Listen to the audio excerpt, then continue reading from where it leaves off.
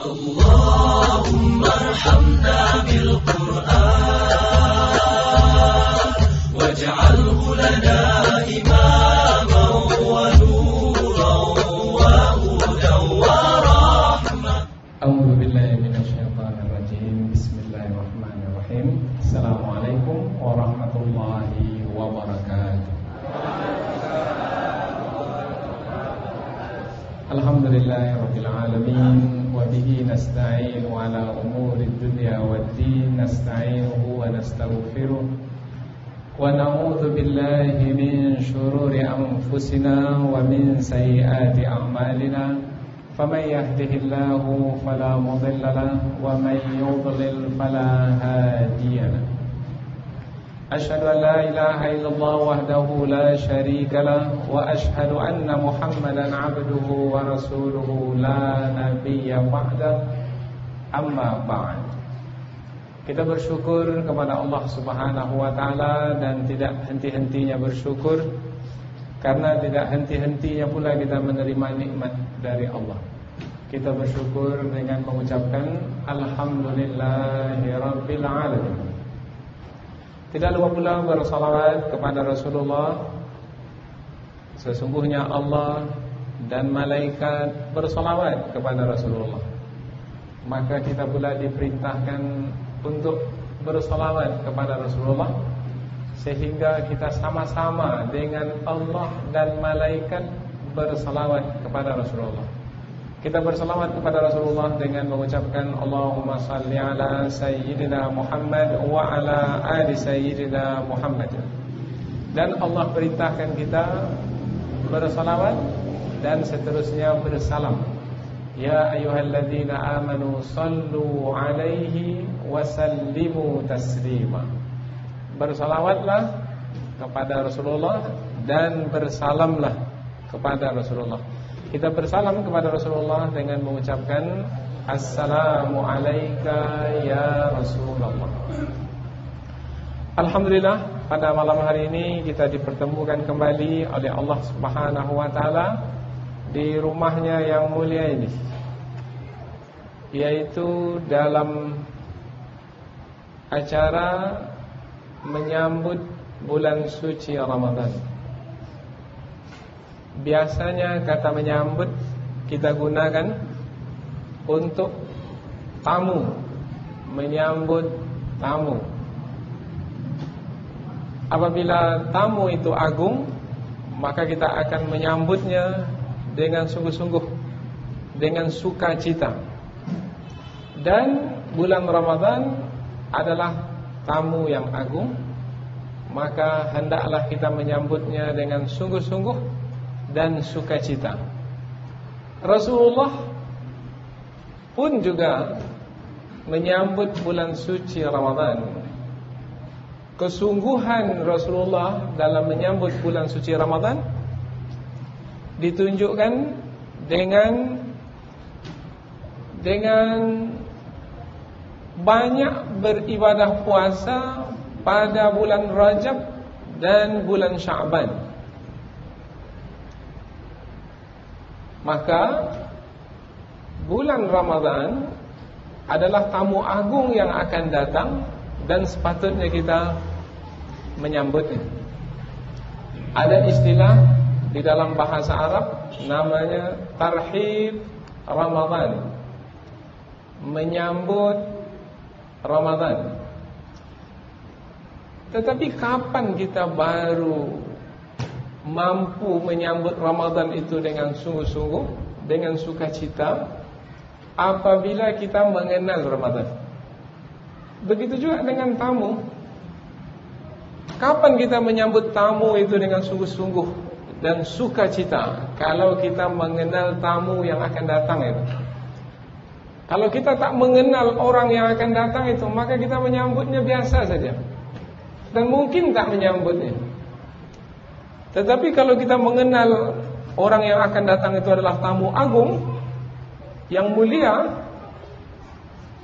yang tinggi kedudukan, maka pastilah kita akan menyambutnya dengan sungguh-sungguh. Sebulan, 2 bulan, 3 bulan sebelum tamu itu datang, kita pun sudah mempersiapkan diri untuk untuk menyambutnya. Ramadan adalah satu-satunya bulan yang memiliki keistimewaan. Di antaranya seperti yang disebutkan dalam hadis Rasulullah, idza jaa Ramadan, apabila Ramadan itu telah tiba, futihat abwaabul jannah, dibukakan pintu surga. Wa ghulliqat abwaabun nar, dan ditutup pintu neraka. Wa suffidatis syayatin, dan dibelenggu syaitan. Bulan lain tidak, hanya bulan Ramadan. Bermana bulan Ramadan menjadi bulan yang istimewa. Itu hadis Rasulullah. Kalau ayat Al-Quran pula adalah satu-satunya nama bulan yang disebut di dalam Al-Quran hanyalah bulan Ramadan. Bulan lain tak disebut. Muharram, Safar, Rabiul Awal, Rabiul Akhir tidak disebut. Tetapi Ramadan, Syahrul Ramadan, Syahrul Ramadan alladzi unzila fihi al-Quran. Bulan Ramadan yang di dalamnya diturunkan Al-Quran. Nah, maka dari penjelasan ini sudah cukup bagi kita untuk memahami Ramadan adalah bulan yang istimewa, yang agung, yang mulia, yang memang sepatutnya untuk disambut. Apabila kita menyambutnya, insya-Allah kita akan mendapatkan pula kemuliaan, keagungan, dan nilai yang berharga dari bulan suci Ramadan itu, karena kita akan dapat mengisinya dengan baik. Malam ini yang akan kita bahaskan adalah keistimewaan Ramadan melalui 5 ayat yang disebut secara berurutan di dalam Al-Quran tentang Ramadan. 5 ayat itu adalah ayat 183, 184, 185, 186, 187 dari surah Al-Baqarah. Tapi kita tidak akan tafsirkan ayatnya satu persatu karena memerlukan waktu yang panjang. Yang akan kita munculkan dari 5 ayat ini adalah 5 kata kunci yang ada di 5 ayat ini. Setiap ayat satu kata, bermakna 5 ayat 5 kata kuncinya. Kalau disebut kata kunci, bermakna dengan kata ini kita bisa buka ayat itu dari awal sampai akhirnya. Karena dia membuka ayat, karena sebagai kata kunci, satu kata saja. Ayat ini sudah biasa kita dengar dalam ceramah-ceramah yang berkaitan dengan Ramadan. Bismillahirrahmanirrahim. Ayat pertama, ayat 183. Allah berfirman, a'udzubillahi minasyaitonirrajim. Ya ayyuhalladzina amanu kutiba alaikumus shiyam kama kutiba alal ladzina min qablikum la'allakum tattaqun. Wahai orang-orang beriman, diwajibkan atas kamu berpuasa sebagaimana diwajibkan atas orang-orang sebelum kamu. Mudah-mudahan kamu bertakwa. Banyak ayat dalamnya, banyak kata dalam ayat ini. Mana kata kuncinya? Satu saja, sebut.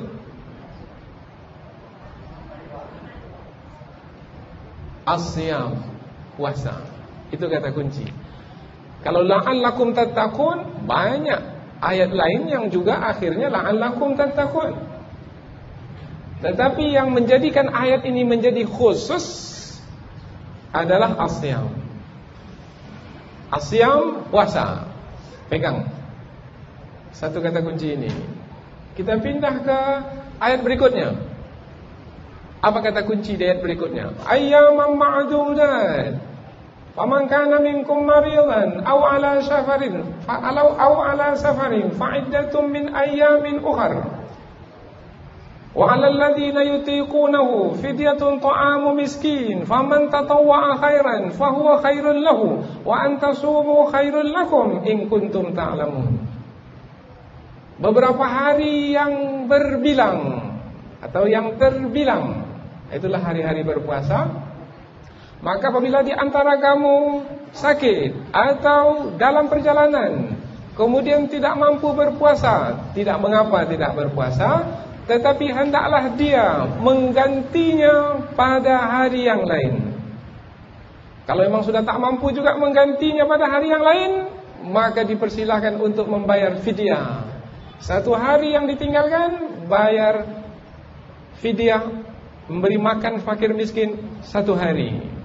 Satu hari yang ditinggalkan, beri makan fakir miskin, satu orang fakir miskin untuk satu hari pula. Tetapi kalau mampu untuk membayarnya dengan berpuasa, mengqadha puasa di hari yang lain, itu adalah lebih baik jika kamu adalah orang yang mengetahui kelebihan berpuasa. Apa kata kuncinya? Panjang ayat ini. Tapi ada satu kata kuncinya. Dengan kata kunci itu terbuka ayat ini. Apa kata kunci itu? Hah?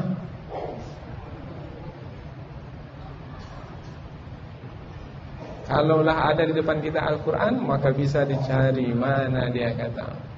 Kata kunci itu adalah ayyaman, beberapa hari. Itu kata kunci. Macam mana ini jadi kata kunci? Nanti penjelasannya. Sekarang baru mau menyebut kata-kata kunci saja baru. Tadi kata kunci puasa. Sekarang kata kuncinya pula beberapa hari. Ayat yang ketiga.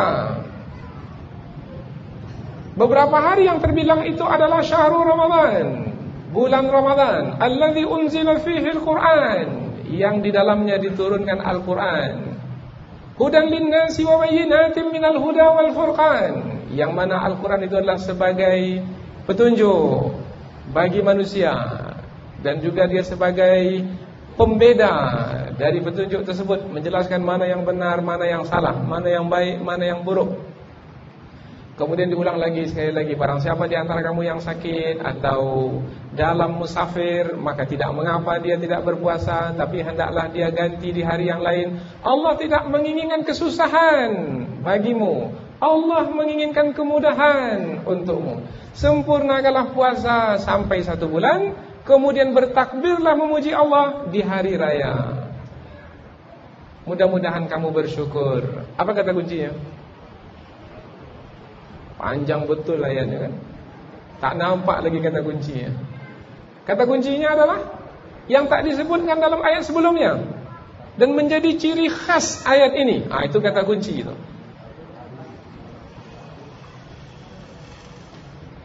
Kata kuncinya adalah Al-Quran. Bulan Ramadan sudah disebutkan dalam sebelum ini, yaitu beberapa hari yang berbilang itu adalah bulan Ramadan. Hanya saja ditambah dalam ayat ini bulan Ramadan yang di dalamnya diturunkan Al-Quran. Apabila ada penyebutan Quran, penyebutan tambahan yang tidak disebutkan dalam ayat sebelum ini, maka Quran kata kunci. Sudah dapat 3 kata kunci. Yang keempat lagi, kata kunci yang keempat, wa idza sa'alaka 'ibadi 'anni fa inni qarib, hingga ke akhir ayat. Apabila hambaku bertanya kepadamu tentangku, katakan aku dekat. Aku akan perkenankan doa hambaku apabila hambaku itu berdoa kepadaku. Hendaklah ia senantiasa menjalankan perintahku, kemudian teruslah ia untuk menjalankan kewajiban-kewajiban yang membuktikan keimanan kepadaku. Mudah-mudahan mereka itu berada di atas jalan yang benar. Apa kata kunci? Berdoa. Dalam ayat lain banyak berdoa banyak. Di sini nih keistimewaan yang di sini nih. Ujibu, aku memperkenankan doa. Allah memperkenankan doa hamba yang berdoa. Allah memperkenankan. Allah memperkenankan. Itu kata kunci itu. Allah memperkenankan doa, mengabulkan doa. Dan 4 dah. Yang kelima lagi, uhillat lakum lailatas siyami rafathu ila nisaikum hunna libasul lakum wa antum libasul lahun. Pada malam Ramadan dihalalkan bagi kamu untuk bercampur dengan istrimu, karena mereka itu pakaian bagimu, kamu pula pakaian bagi mereka. Makanlah, minumlah sampailah nanti terbenam matahari. Kemudian apabila nampak nanti benang putih, benang merah, maka jangan lagi makan. Tahan sempurnakanlah puasa hingga ke malam. Dan janganlah kamu bercampur dengan istrimu apabila kamu beriktikaf di masjid. Itulah dia hukum-hukum Allah, batasan-batasan Allah yang telah ditetapkan, maka janganlah kamu melanggarnya. Demikianlah ayat Allah yang diterangkan kepadamu. Demikianlah ayat Allah yang diterangkan kepada manusia. Mudah-mudahan mereka bertakwa. Apa kata kuncinya? Bertakwa sudah ada dalam ayat sebelumnya. Karena banyak ayat yang kata dengan takwa. Yang khusus di ayat ini tak ada di ayat yang lain. Iktikaf. 5 kata kunci. Kita ulang sekali lagi. 5 kata kunci. Dengan 5 ini nampaklah keistimewaan Ramadan. Apabila nampak keistimewaan Ramadan, maka tidak ada yang tidak akan menyambut Ramadan yang istimewa ini. Siapa yang tidak menyambut Ramadan? Yang tidak mengetahui keistimewaan Ramadan. Dan keistimewaan Ramadan dapat diketahui melalui 5 kata kunci dari 5 ayat yang Allah sebutkan secara berurutan, yaitu puasa, hari-hari, beberapa hari, Al-Quran, doa diperkenankan, iktikaf. Kita mulai buat ulasan. Pertama, puasa.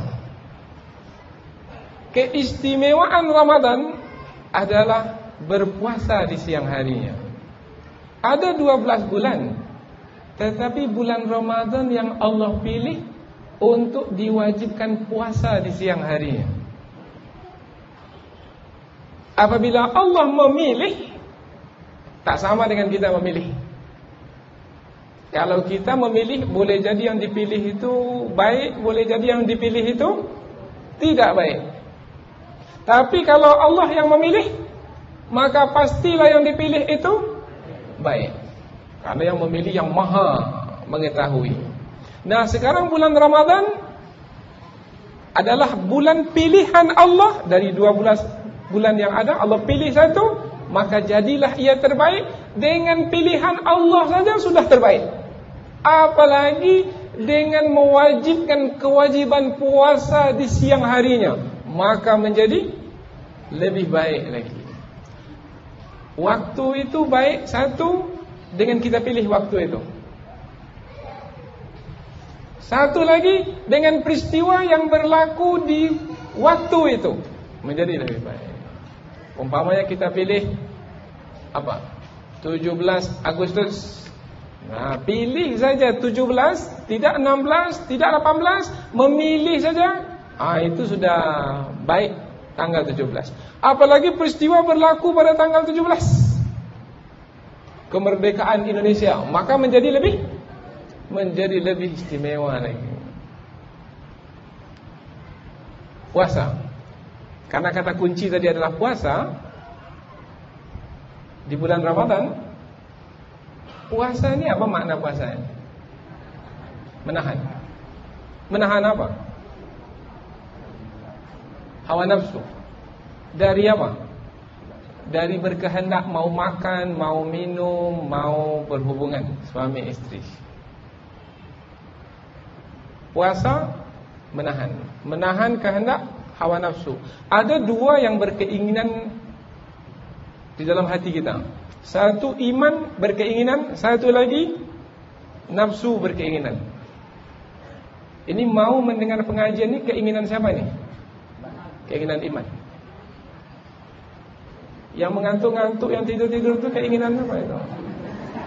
Itu keinginan nafsu. Ada 2 keinginan.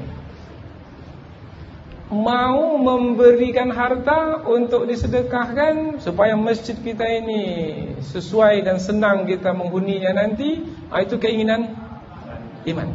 Masih lagi menahan padahal banyak di bawah bantal. Itu keinginan apa itu? Itu keinginan nafsu. Ada 2 keinginan. Keinginan nafsu biasanya berkaitan dengan badan, jasad.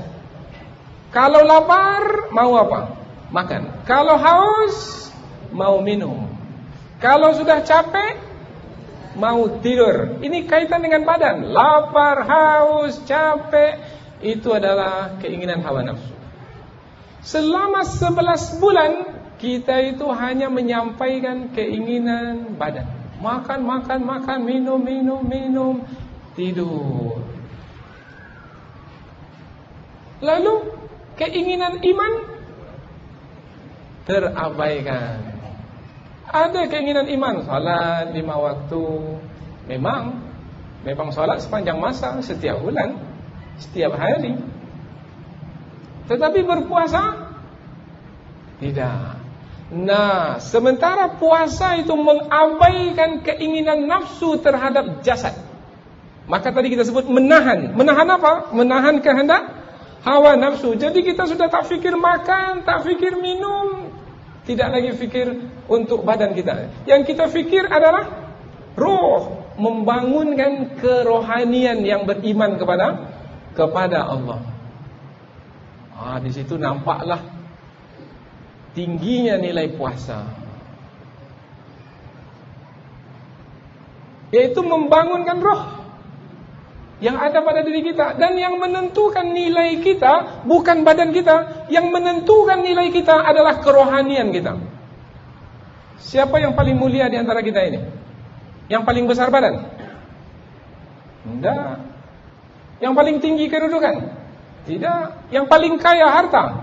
Tidak. Inna akramakum indallahi atqakum. Orang yang paling mulia di sisi Allah di antara kamu adalah yang paling bertakwa. Kalau kita tengok ujung ayat, wahai orang-orang beriman, diwajibkan atas kamu berpuasa sebagaimana diwajibkan atas orang-orang sebelum kamu. Mudah-mudahan kamu bertakwa. Bermakna kaitannya bukan dengan badan. Puasa itu kaitannya dengan kerohanian. Jadi puasa yang Allah wajibkan untuk memunculkan dan membangunkan kerohanian. Nampak tidak keistimewaan Ramadan? Maka jadilah kita ini orang-orang yang memiliki kerohanian, muncul kerohanian dengan berpuasa. Nilai kita itu pada kerohanian kita. Kalau nilai binatang ternak bukan dari kerohaniannya, dia punya roh juga, tapi nilainya ada pada badannya. Kalau nanti hari raya korban, yang mahal harganya, yang berat timbangannya. Besar 8 juta, lebih besar lagi 9 juta, kurus 6 juta. Kalau kita ini besar badan, mau dihargai begitu juga? Enggak. Nilai kita ini bukan di badan, nilai kita di takwa. Dan nanti kita ini, nilai kita ini bergantung kepada kerohanian kita dalam berpuasa. Kerohanian kita rendah, nilai puasa rendah. Kerohanian sedang, nilai puasa sedang. Kerohanian tinggi, nilai puasa tinggi. Meskipun sama-sama beribadah puasa. Kita ini sekarang sama-sama mengikuti pengajian, tetapi nilai pengajian masing-masing, pahala yang kita dapat masing-masing tak sama. Kalau nilai kerohanian kita rendah, maka nilai pengajian ini rendah, pahalanya sedikit. Kalau sedang, sedang pula pahalanya. Kalau tinggi, tinggi pula pahalanya.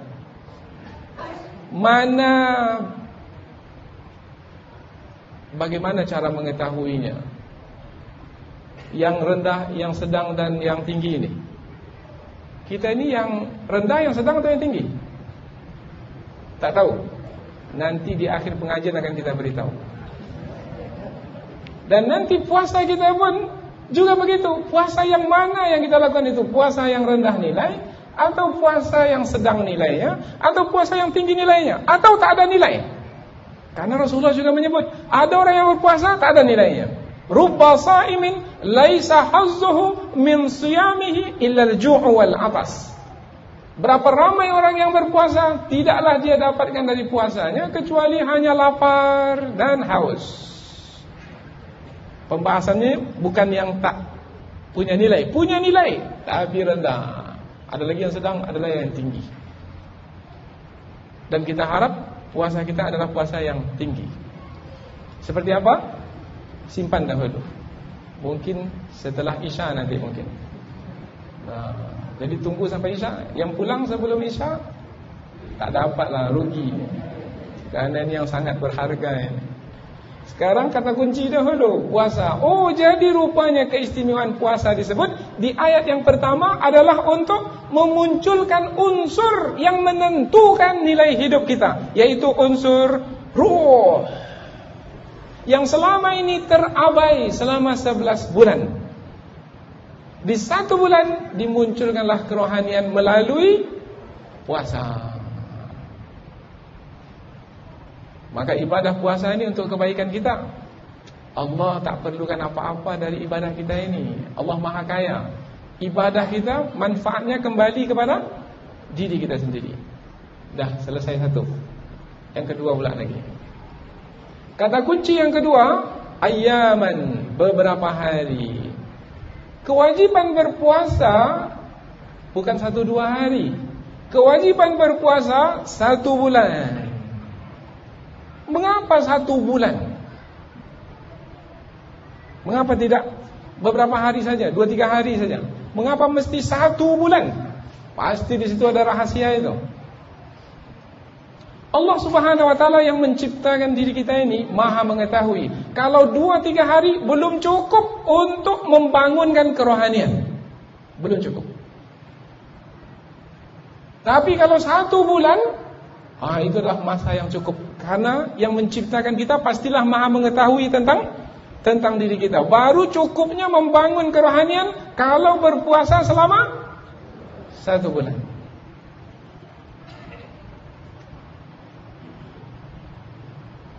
Kita buat bandingan.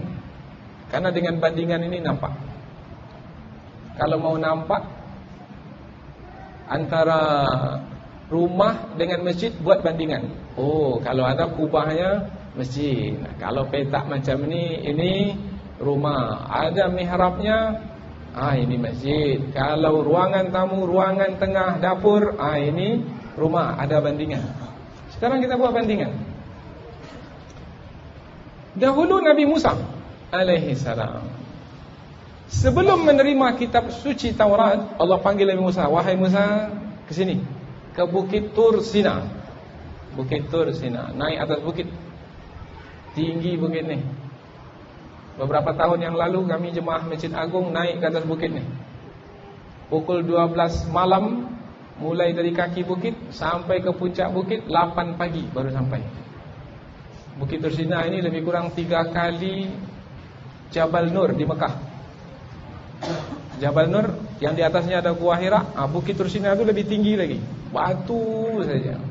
Naik gunung dulu, turun lagi, naik gunung yang kedua, itulah dia Tur Sina, di Sinai. Allah panggil Nabi Musa. Nabi Musa pun datang. Wa wa'adna Musa 30 laila. Kami berjanji dengan Nabi Musa. Sebelum memberikan kitab suci Taurat, Allah telah menetapkan janji dengan Musa. Nabi Musa, wahai Musa, berdiam di sini, beribadah selama 30 malam, dan siangnya 30 hari, 30 siang berpuasa. Nabi Musa pun berpuasa selama 1 bulan. Bulan itu bulan Zulqa'dah, 30 bulan. Untuk apa? Untuk membangunkan kerohanian. Cukup 2-3 hari? Tidak, 1 bulan. Apa sebab 1 bulan? Sebab kerohanian Nabi Musa mesti sempurna karena akan menerima kitab suci. Dan satu lagi, bukan hanya menerima kitab suci, akan berbicara langsung dengan Allah. Tak sembarang orang berbicara langsung dengan Allah. Dan tak semua para nabi yang dapat berbicara langsung dengan Allah. Nabi Musa adalah di antara yang Allah pilih untuk berbicara langsung dengannya. Wa kallamallahu Musa taklima. Allah langsung berbicara dengan Nabi Musa. Seperti apa Allah berbicara? Itu bukan pembahasan kita. Untuk sampai ke tahap dapat berbicara langsung dengan Allah, bisa menerima kitab suci Taurat, berpuasa berapa lama? 30 hari. Maka kita pula apabila mau mendapatkan keistimewaan bersama dengan Allah seperti yang didapatkan oleh Nabi Musa alaihissalam, berpuasa selama 1 bulan, bulan Ramadan, 30 hari atau 29 hari. Itulah dia masa yang cukup untuk membangunkan kerohanian yang sempurna. Tapi rupanya Nabi Musa dahulu, ini jadi pengajaran bagi kita, sehingga nampak bandingan. Rupanya Nabi Musa dahulu selesai 30 hari, wa wa'adna Musa 30 lailah. Kami menetapkan janji bagi Nabi Musa untuk menjalani ibadah selama 30 malam. Beribadah salat di malam hari dan beribadah puasa di siang hari. Tapi setelah 30 hari Nabi Musa melakukan kesalahan. Kesalahan itu yang membuat Allah meminta kepada Nabi Musa untuk menambah ibadahnya 10 hari lagi. Wa atmamnaha bi ashrin. Kami minta Nabi Musa supaya tambah lagi 10 hari lagi. Apa sebab? Sebab dengan kesalahan itu kerohanian tidak cukup sempurna untuk menerima kitab suci Taurat dan untuk berbicara langsung dengan Allah. Tetapi bagi umat Rasulullah 30 hari, 29 hari, 1 bulan sudah cukup sempurna untuk bersama dengan Allah. Sehingga ayat berikutnya, kalau seorang hamba itu berdoa, doanya terus diperkenankan. Tahan itu dahulu. Itu belum sampai ke situ lagi kita. Kita ini mau berjenjang naik, bertangga turun, supaya pembahasan ini lebih mudah untuk difahami. Apa kesilapan Nabi Musa? Siapa tahu? Apa kesalahan Nabi Musa? Ini disebut dalam kitab tafsir ini. Kesalahannya adalah Nabi Musa gosok gigi. Setelah 30 hari berpuasa, Nabi Musa menggosok gigi, bersiwak. Mengapa itu kesalahan? Kan bagus itu gosok gigi. Ingat tidak satu hadis? Hadis itu berbunyi, raihatu famis shaim atyabu indallahi min rihil misk. Sesungguhnya bau mulut orang yang berpuasa itu adalah lebih Allah sukai berbanding minyak kasturi. Bau mulut orang yang berpuasa adalah lebih Allah sukai dari minyak kasturi.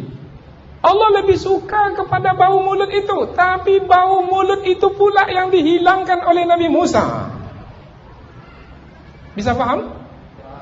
Tak bisa, diulang lagi nih.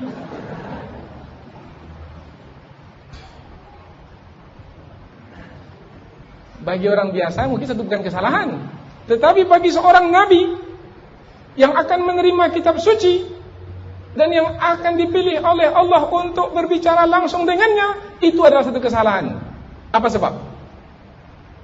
Sebab di saat Nabi Musa menggosok giginya untuk menghilangkan bau mulutnya, sementara bau mulut itu adalah yang disukai oleh Allah, bermakna pertimbangannya adalah pertimbangan dirinya. Sementara sepatutnya orang yang telah terbangun kerohaniannya, pertimbangan semestinya pertimbangan Allah terlebih dahulu, baru pertimbangan diri sendiri. Yang Allah sukai, bukan yang saya sukai. Itu orang yang punya kerohanian tinggi.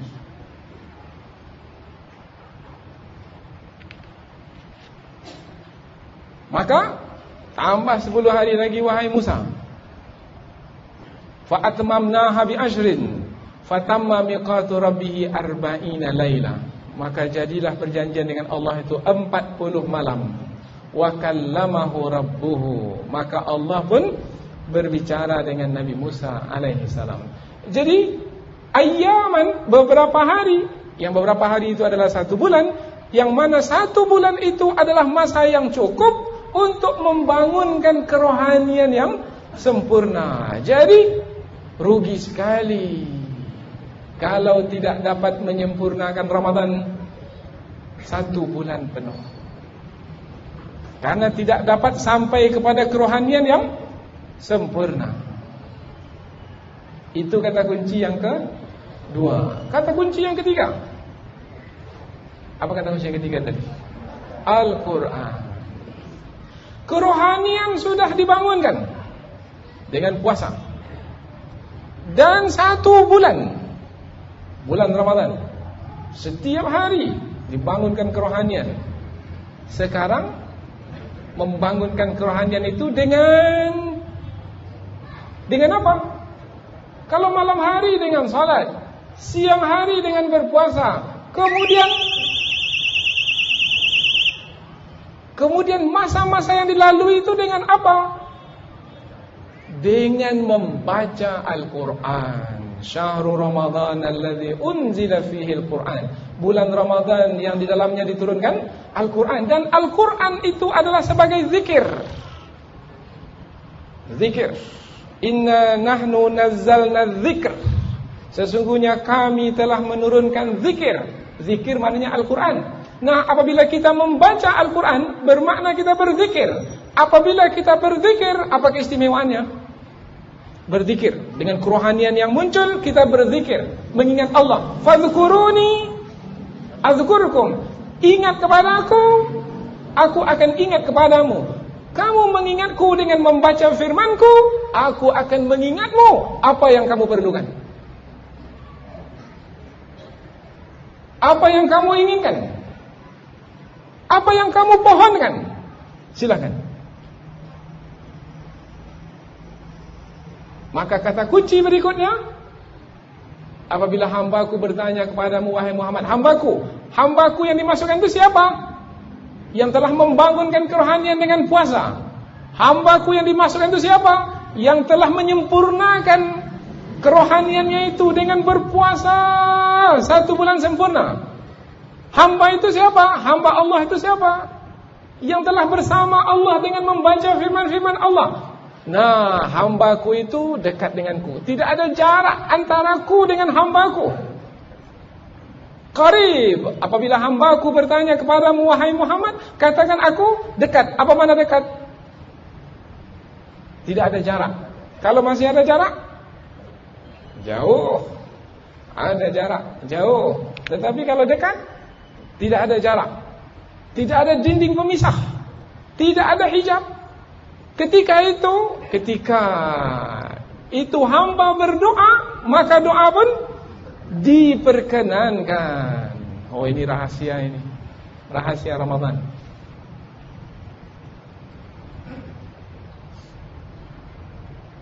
Apa permohonan kita yang paling tinggi di bulan Ramadan? Permohonan kita yang paling tinggi di bulan Ramadan apa? Hah? Supaya banyak laku barang, banyak untung? Tidak.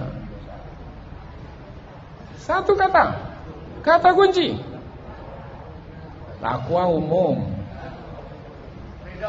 Redha umum. Redha ini kaitan dengan apa yang Allah tetapkan yang tak sesuai dengan kehendak kita, maka kita samakan kehendak kita dengan kehendak Allah. Redha dengan penyakit yang Allah tetapkan ke atas diri kita. Jawab mesti ada relevansinya dengan Ramadan. Dibantulah sedikit, mudah-mudahan bisa jawab. Yaitu di dalam bulan Ramadan itu ada 1 malam yang malam itu lebih baik dari 1000 bulan. Lailatul Qadar. Kemudian ada doa yang Rasulullah ajarkan kepada Siti Aisyah kalau jumpa Lailatul Qadar. Doa, permohonan. Tadi kita tanyakan permohonan. Permohonan apa yang paling tinggi di bulan Ramadan? Yaitu, ada dibantu dah, ada ditolong. Allah, tak jadi ujian nanti dah dikasih tahu pula jawaban. Ya Rasulullah, kalau aku jumpa Lailatul Qadar, apa yang ku baca? Doa apa yang ku baca? Apa permohonanku yang paling tinggi ya Rasulullah untuk ku baca di malam yang istimewa, yang lebih baik dari 1000 bulan? Maka Rasulullah pun menjawab, Allahumma innaka afuwun tuhibbul afwa fa'fu anni. Yang kita minta adalah maaf, kemaafan. Itulah permohonan yang paling tinggi. Tentang maaf ini ada tajuk khusus, lain pula pengajiannya. Nah, apabila hamba itu memiliki kerohanian yang tinggi dengan berpuasa, dan sempurna kerohaniannya dengan setiap hari berpuasa selama sebulan, dan membangunkan kebersamaan dengan Allah melalui membaca Al-Quran, maka hamba itu dekat dengan Allah, maka permohonan yang paling tinggi pun akan diberikan untuknya. Engkau mau kemaafan dariku, wahai hambaku, ku berikan kemaafan untukmu. Apalagi yang paling berharga dari kemaafan? Tak ada. Kemaafan itu membuat kita menjadi tinggi kedudukan. Penghapusan dosa. Tak ada dosa kita bawa bertemu dengan Allah. Sudah dapat diperkenankan apa yang kita inginkan, karena kerohanian yang sudah sempurna. Terakhir ayat yang kelima, kata kunci yang kelima yaitu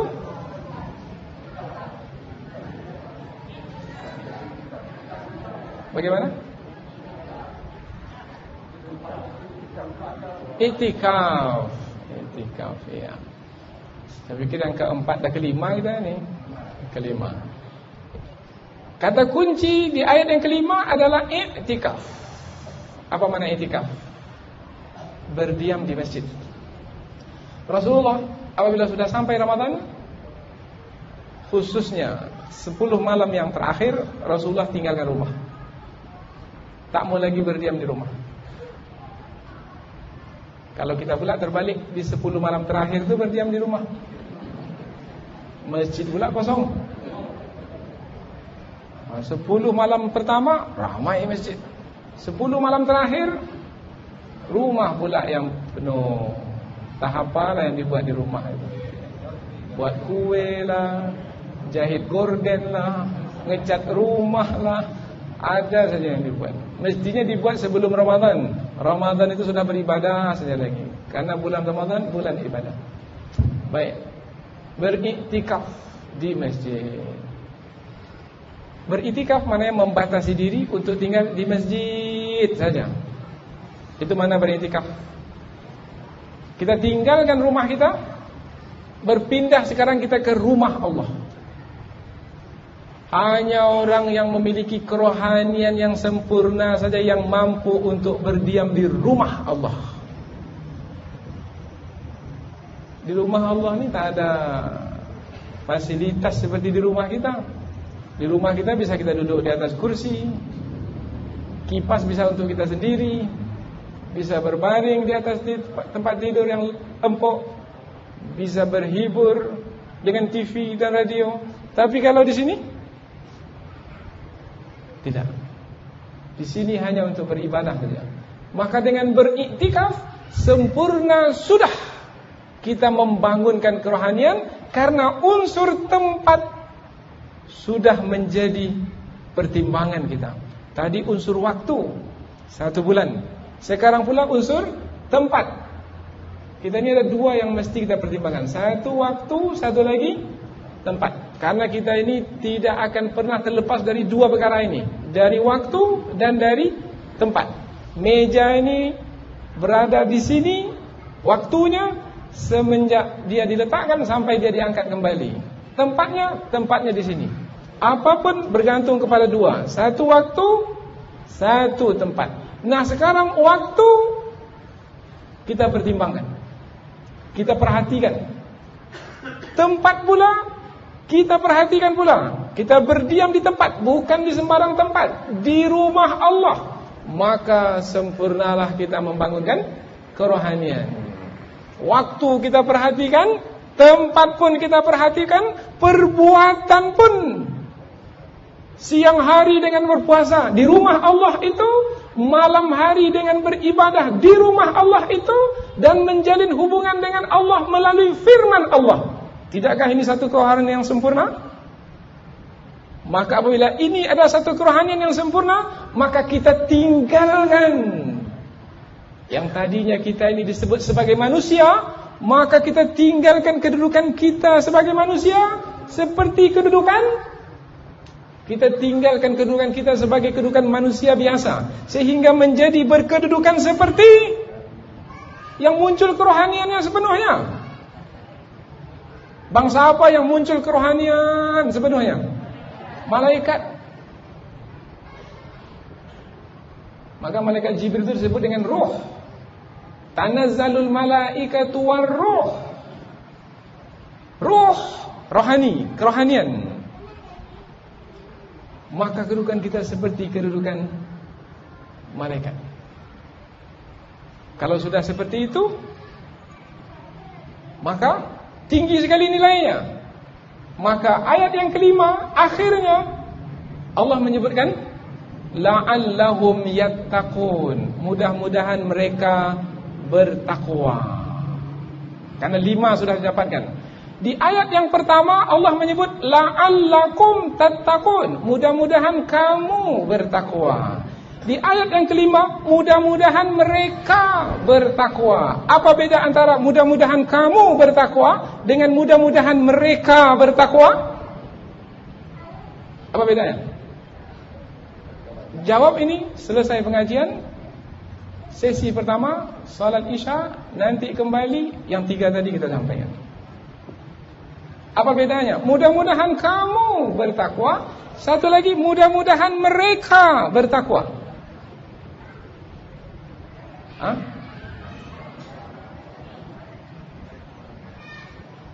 Kadang-kadang kita tak perhatikan ini.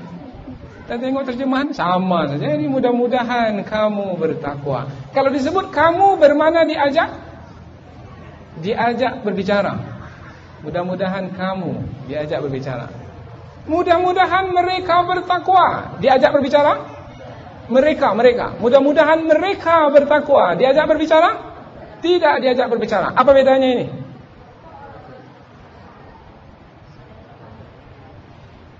Tadi di permulaan di ayat yang pertama Allah ajak kita bicara karena Allah ingin mewajibkan puasa untuk kita. Wahai orang-orang beriman, diwajibkan atas kamu berpuasa sebagaimana diwajibkan atas orang-orang sebelum kamu. Mudah-mudahan kamu bertakwa. Kita pun berpuasa 1 bulan, baca Al-Quran, doa diperkenankan, beriktikaf di rumah Allah, bersama dengan Allah. Nah, ketika sudah bersama dengan Allah, kedudukan kita sangat tinggi sekali, maka Allah pun memberitahukan kepada makhluknya yang lain, mudah-mudahan mereka itu bertakwa. Allah memberitahukan kepada makhluk lain, berbangga dengan kita yang telah sampai ke derajat takwa. Kemudian Allah memberitahukannya, mudah-mudahan mereka itu adalah orang-orang yang bertakwa. Ada nampak? Tak ada. Ulang kaji lagi ni. Karena ini ayat Al-Quran ini. Di ayat yang pertama Allah menyebut mudah-mudahan kamu bertakwa karena kita baru dalam satu proses untuk menuju orang-orang yang bertakwa. Tetapi di ayat yang terakhir kita sudah sampai ke derajat orang-orang bertakwa. Kemudian Allah berbangga dengan kita di hadapan makhluknya yang lain. Itulah dia hamba-hambaku yang bertakwa, wahai makhlukku. Aku berbangga dengan mereka. Hebat ayat Quran. Itu baru kata kunci baru itu. Belum tafsirnya lagi. Kalau tafsirnya 5 kali pula pengajiannya. Karena 5 ayat. Satu pengajian 1 ayat.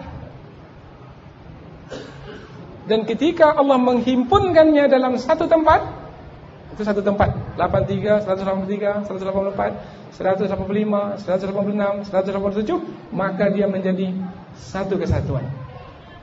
Maka yang menyatukannya, 5 ayat itu yang menyatukannya adalah membangun kerohanian. untuk mendapatkan keistimewaan sehingga Allah berbangga dengan kita nantinya adalah bangunkan kerohanian.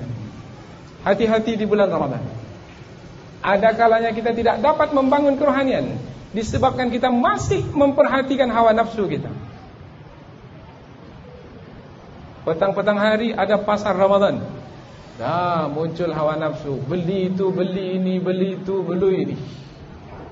Kemudian berbuka nanti dengan makanan yang sangat banyak sekali. Kenyang. Datang Isya, tak mampu salat. Datang tarawih, tak mampu. Panjang sedikit bacaan ayat imam, mengeluh, panjang betul lah imam ni. Kemudian cari mana masjid yang pendek-pendek ya? Yang imamnya cepat membaca. Ini orang yang tidak membangun kerohanian. Akhirnya hilanglah keistimewaan Ramadan yang membantunya untuk membangun kerohanian. Mudah-mudahan apa yang kita pelajari ini ada manfaatnya. Kita tangguhkan sebentar pengajian kita ini dan kita pindah sesi yang kedua, yaitu bagaimana meninggikan nilai ibadah, khususnya ibadah puasa yang sebentar lagi insyaAllah akan kita masuki. InsyaAllah kita akan lanjutkan setelah salat Isya berjamaah. Subhanakallahumma wa bihamdika asyhadu an la ilaha illa anta wa astaghfiruka wa atubu ilaik. Wassalamualaikum warahmatullahi wabarakatuh.